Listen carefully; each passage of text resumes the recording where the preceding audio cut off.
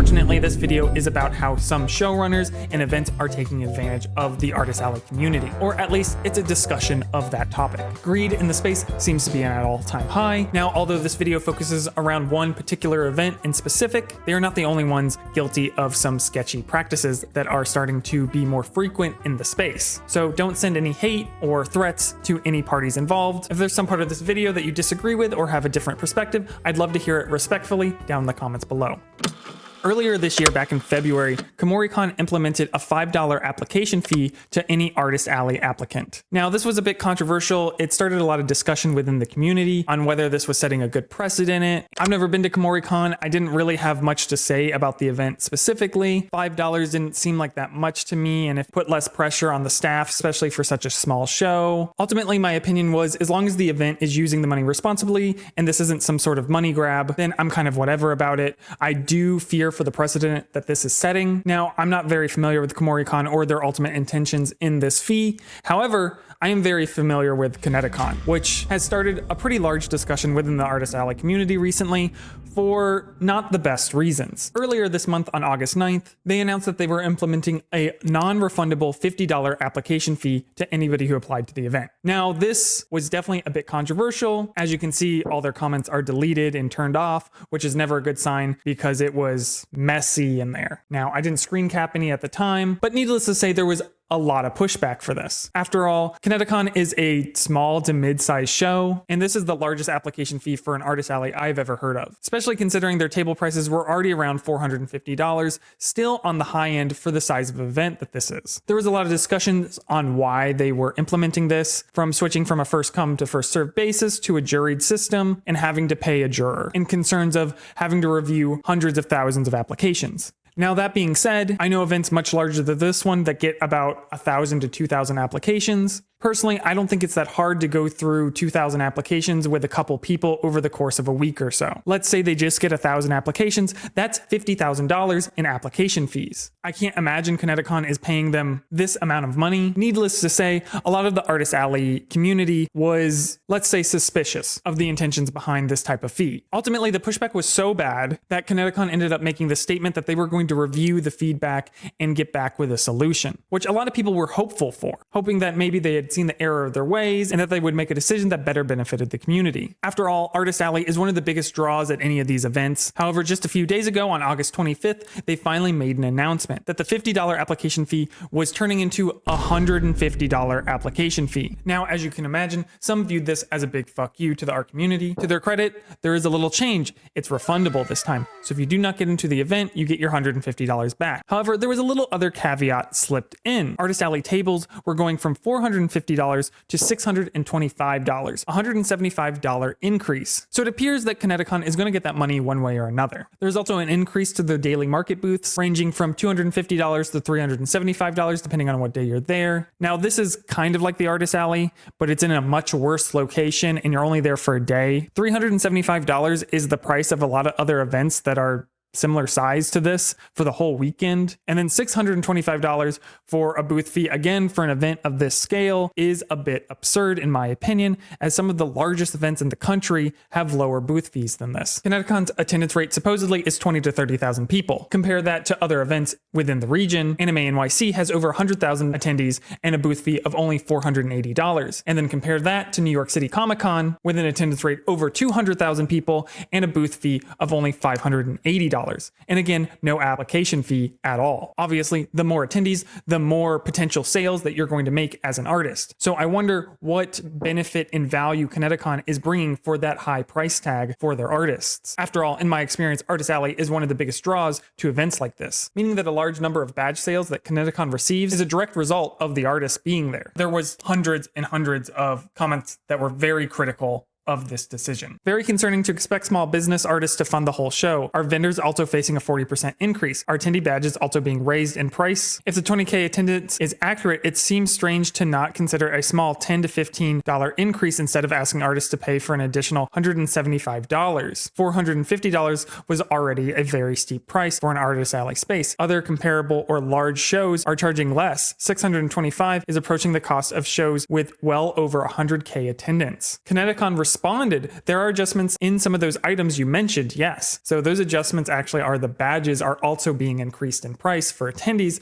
but artists are also being charged more. So the increased price to the badges aren't going to the artists. $625 for a standard artist alley table is absolutely diabolical. This person responds, it's a 6-foot table provided, and the space is within the normal artist alley standards, which is true. You might have another foot or so behind you to rock around, but the table is a standard artist alley booth. Ivy says, yeah, I would never apply under these circumstances, nor encourage anyone else to. Huge red flag for me. I assume the con is doing poorly financially. Another artist writes, I guess I'll never go to ConnectiCon at this point. Another commenter writes, what a joke when you had every opportunity to walk back your terrible idea, but decided to double down and make it somehow even worse. Acting like us artists should be grateful to pay a premium that almost no other con charges in exchange for what? A booth with drapes. I hope attendees recognize the way you are taking advantage of artists, who by the way are a major value add to any con, and that your short-sighted greed tanks the event. One commenter writes, artists' opinions aside, this new process just doesn't make any sense from the convention runner's standpoint. How does this refund fee make the application process easier when you have now added an entire refund step to the process? Have to keep track of which unaccepted artists opted to apply for the daily market with the $150 credit, which artists applied organically, and can't even guarantee that each applicant even gets reviewed in the first place, which was a point of contention in the original post where they deleted comments. They admitted to not reviewing every application and said that they would give the non-refundable fee back to artists who didn't get reviewed, even though that's what the fee was for. There was a lot of contradicting comments from ConnectiCon specifically from that post. That's what they're referring to here. And can't even guarantee every application even gets reviewed in the first place, as it sounds like you've simply changed the process from first come, first served to first reviewed, first served. And it isn't the influx of potential tens of thousands of dollars from the applications that later have to be refunded, going to the massive headache for your team to process and complicate accounting and taxes for your organizations. While Fan Expo does this, they are backed by a massive global company and have the resources to process the paperwork and absorb potential liability. Fan Expo is the only other show that I know charges an artist up front, and they are heavily criticized for it, and they're also one of the sketchier events, but they are definitely one of the more profitable events than, say, ConnectiCon, I would think, as they are, like they said, a global company. I don't like Fan Expo. We've talked about it in different videos, so unrelated here. Your organization has already admitted ConnectiCon has nowhere near these resources to even process applications normally, so how will it handle having to deal with even more variables like this? It seems like a lot of unnecessary strain when there are much easier, commonly used application methods you could have gone with instead. Another commenter writes, Fan Expo is sitting on 50% of my $4,200 booth just for applying. Applied in May, still waiting for acceptance or denial. This is nothing. So in response, just because they run things that way doesn't mean they should. You're loaning Fan Expo money so they can operate for a chance to be accepted interest-free. A con shouldn't be using their vendors as investors for their horrible run system. Another commenter responds, good point, Fan Expo is another predatory con we should avoid. Another commenter writes, I'm really rooting for you guys because I love ConnectiCon, but come on, charging more than Anime NYC and NYCC, you must see how crazy that sounds, right? ConnectiCon responds, we offer an 8x8 booth space versus a table. The 8x8 booth space has a 6-foot table in it and nothing else. It's essentially a standard artist alley table with more legroom. For clarification, one artist who would like to remain anonymous told me, also I can personally tell you that ConnectiCon sales for the past few years match sales at shows like NekoCon, ZenkaiCon, and ColossalCon each, all of which have table fees under $400, and hundreds more comments just like these ones. You may have seen a lot of the boycott posts are going around recently. This was posted by Maidenandthemachine. I signed up for a Saturday daily market table because I lost the race to get a proper artist alley table in time months prior. The cost for a Saturday only daily market table was $375. The year prior in artist alley, I paid $425 for the entire weekend. I was told there were multiple empty tables in the artist alley that weekend. I'm pretty sure anyone in the daily market would have appreciated the offer for one of those tables. Honestly, the daily market was first offered about 2 years ago after the rush for artist alley tables sold out in about an hour at the time. Disappointingly, I feel like this is where ConnectiCon's villain era started. At first glance, it seemed like an olive branch for artists that lost the rush for the first come first served application to still be able to attend and sell their wares at the con. But then the sticker shock of the rate for each day was a hard pill to swallow. 3 days in their normal artist alley, $425. 3 years in the daily market, $925. Same table size, same space dimensions, is arguably a worse spot as it's not even in the vendor's hall, and you would have to break down each day even if you paid for the whole weekend. Fan Expo Group also runs off of similar structure CTcon is trying to implement and is notorious for never refunding exhibitors money. If you don't get accepted and want a shot at the waitlist for the artist colony and decide to sign up for the daily market all weekend, you're paying $925. Do you think they'll be refunding the difference, or do you think they'll keep the money you've already paid? You can read the rest of this post on Instagram, and I encourage everybody to give any of the artists mentioned here a like and a follow. I'm sure the support would go a long way. I remember back in 2022, the last year I attended the event, them saying that they had record number of attendees in badge sales. Now, this is just speculation on my part, but with what I witnessed with my own eyes, there was a clear decline in attendance that year. So I've always been a little skeptical anytime they give public numbers or give a reasoning on why they're doing something. Let's just say transparency has not always been their strong suit, allegedly, leaving many baffled on why change a $50 application fee to a $150 application fee that is now refundable. If it's refundable, what is the point of charging people for it in the first place? Leaving many to wonder if the convention was going under or having financial difficulties. Then Migsy asks, how on earth does this make any sense? Are you all going under or something? Sarah comments, probably with how much money they owe people. ConnectiCon responds, unfortunately, facilities go up regularly,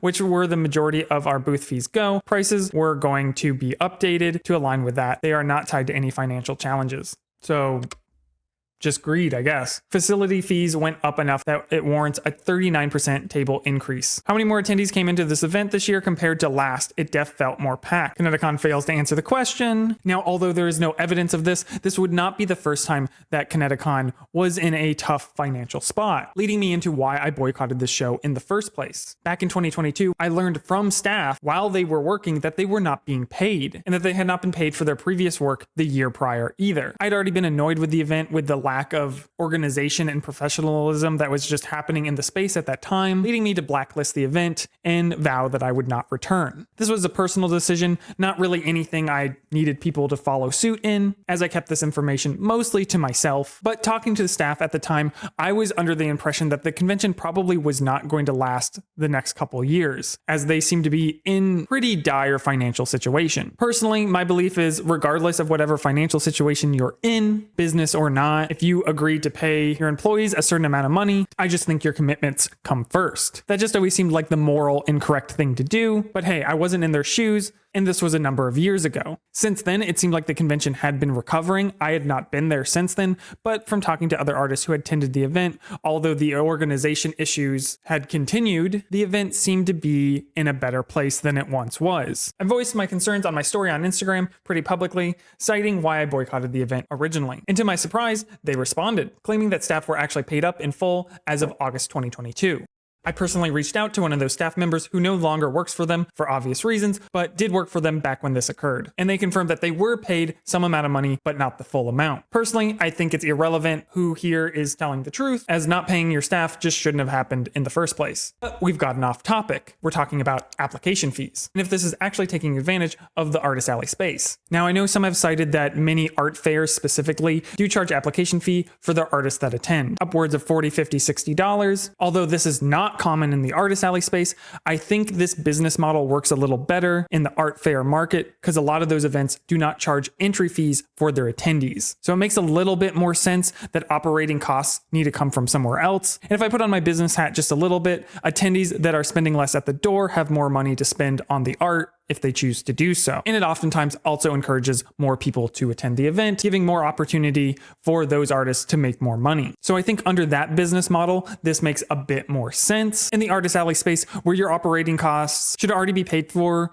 through badge sales, and if they're not, there's some math issues going on with your business model. $150 application fee, refundable or not, supposedly, I find far more concerning. That's a larger application fee than most colleges. And even some current staff members have opposed these changes. Full disclosure, I do work for the con. In addition to vending there, I do a lot of some of the graphic design. I designed the pop-off mascot and a bunch of other stuff through the years. So I get a comped table. And choosing to boycott the convention was not an easy decision.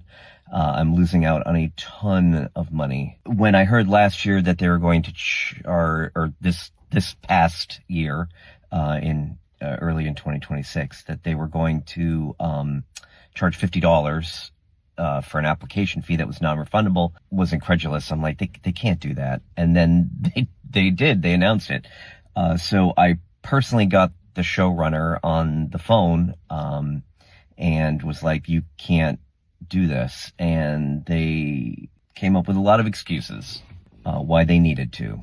And then they ended up waiting a while and then putting out this, which they just did about the $150 refundable deposit, plus going up about 40% on the table rates and all around. Now, I don't think that that's right. I think that there's a lot of problems with it. I think that things should be done in a different way. And if you don't have the money up front to run your convention, you should not be running a convention. Sell it to somebody else who can. But there are so many other places you can cut costs and not pass that, need on to the vendors, the artists, everybody else. I encourage you all to go watch Aaron's full video. I'll keep a link down in the description below, along with everything else. What do you guys think of conventions charging application fees to artists? Personally, I think that the money that the artists bring in for the conventions far outweigh any level of cost and manpower that it takes to go through applications. After all, every survey that I've run, every official survey I've seen from showrunners put Artist Alley in one of the top spots on why attendees even attend the event. Meaning that a huge percentage of people who attend these events and pay for badges, sometimes very expensive badges, are there just to see the artists. That is revenue that goes directly to the convention itself, not the artist. It would only take a small percentage of those funds to run proper juries, to run proper applications. Some events even subsidize the entire Artist Alley itself. It's definitely possible if these events put proper value on their artists. I would love to hear your guys' thoughts on these types of fees implemented in Artist Alley spaces. That being said, there's been a lot of discussion on different events and showrunners preying on artists with their very questionable changes lately. I'm running 2 very large surveys at the moment, specifically dedicated for the Artist Alley space, themed around the 100 largest events within the United States and Europe. If you're an artist who have done events in either of those regions, consider checking out the survey. All data collected from these surveys will be made public on a video like this. My hope with these surveys is that it will be an opportunity for us to warn each other about certain showrunners and people taking advantage of artists in this way, and hopefully to figure out what events are a good fit for you. This is a very long survey, so don't feel like you need to fill out the entirety of it. Information on just 1 or 2 events is more than enough. Currently, we have more than enough data for the United States one to make a good data set, but I would love to have more write-ins. For the European survey, we are still a bit away from what I think would make a good data set. And if nothing else, it's a list of large events that might be in your area. My hope for this video is that artists stick together and don't attend and support events that do this to the community. If ConnectiCon ends up having no issue getting artists to vend at their event, if other events are thinking about implementing these types of fees, they're going to see that ConnectiCon is getting away with it and that they can get away with it as well. Remember that these events need you, not the other way around. Unfortunately, the Artist Alley space doesn't have any unionization or any type of collective like that, so it is a lot harder to advocate for our rights or organize mass boycotts. That being said, make your own judgments, but I will be skipping this event going forward.